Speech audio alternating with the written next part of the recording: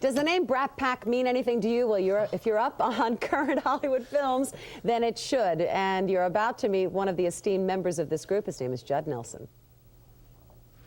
Judd Nelson is here this morning. I had such a wonderful night last night because I saw From the Hip, and I have to congratulate you. And I don't often do this, but that is a film everyone should see. It is wonderful. It has everything. It has great acting, great casting, a great story. I think you have great taste. I think I have great taste. I'm not just saying that. I really mean that. That was one of the nicest nights at the theater I've ever had. Great. And you must be thrilled with that. It's in previews because it doesn't open until February 6th. February 6th. Right. At a theater near you. Yeah. What did you think the first time you saw it? Was it everything you wanted it to be? I haven't seen it yet. Really? I wait and see it with a regular paying audience. Yeah. Oh, you will love their reactions. Oh, that's good because they scream. Oh, hit her.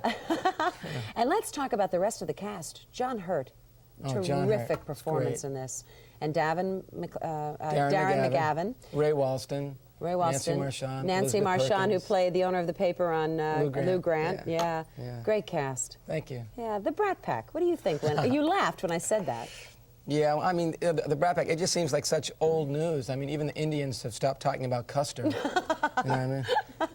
But I would say that the most reprehensible thing about that article, though, is it does portray my generation of actors as not taking our work seriously. Yes. And I would say that first and foremost, we are very committed and very professional.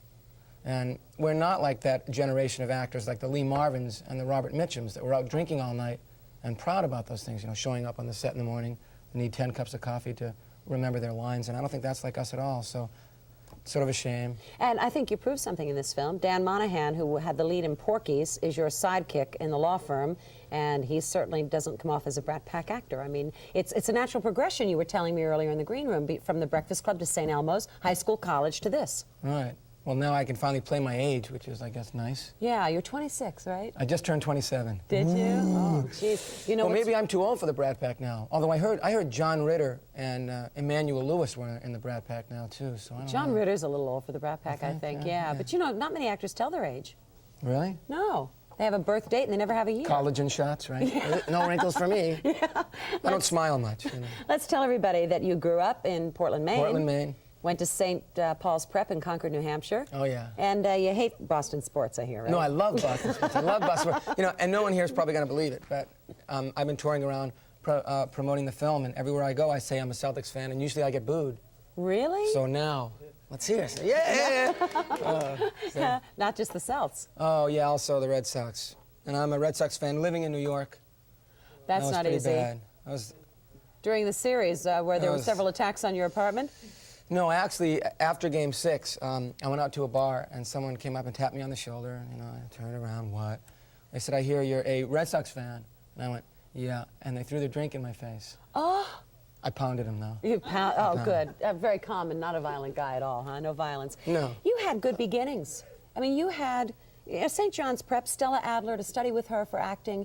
Did you have advantages that you think other potential actors and good actors might not have had? Well, I would say that the greatest advantage I had was that my parents were behind me 100% of the way, that they never got in my way when I decided to leave college after 2 years and become an actor. I think they ordered a CAT scan for me to see if I had some irregular brain activity, or maybe if I had any brain activity at all. But that indicates they might have had a problem with it. Yeah, exactly. No, but so I would say that was my advantage, that the family has always been behind me. The family. Yeah. But that really helps, doesn't it? You have a family behind you. Without that, it's pretty tough to pull yourself up and do anything. Hard to do it on your own. Yeah, it really is.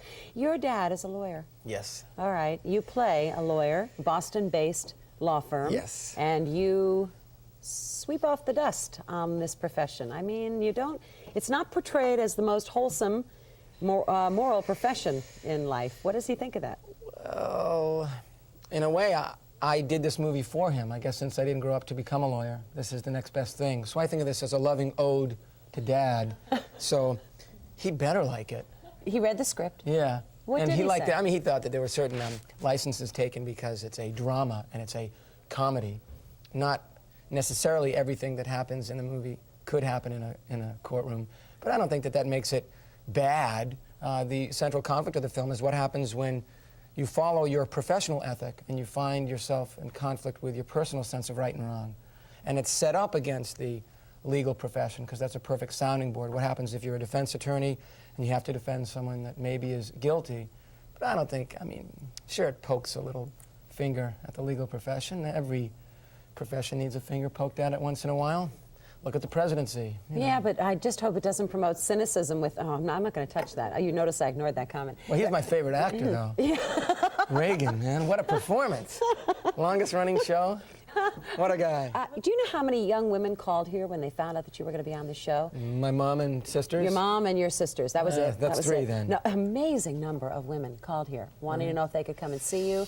You have a tremendous popularity of a generation that will grow up with your vehicles. Well, I tell you, there's no accounting for taste.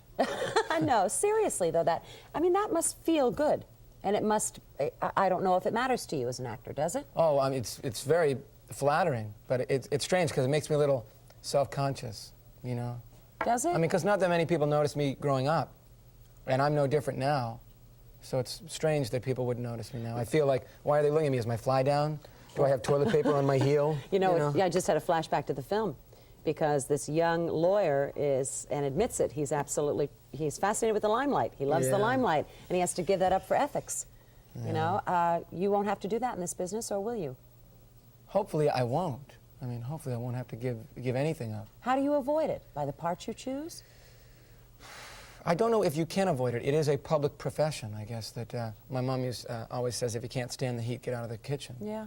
So I guess it is one of those things that you have to deal with, but I guess as long as my family keeps thinking I'm a jerk, it'll keep me sane.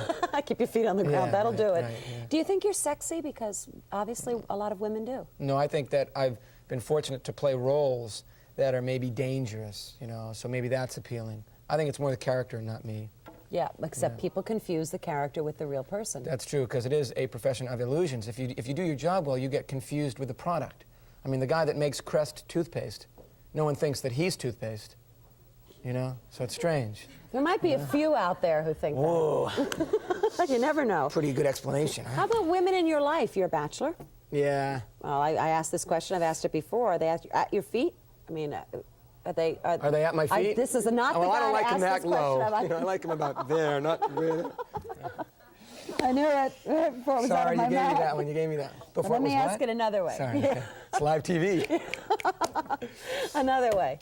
A lot of women in your life? Or? No, not that much. I'm a little bit apprehensive.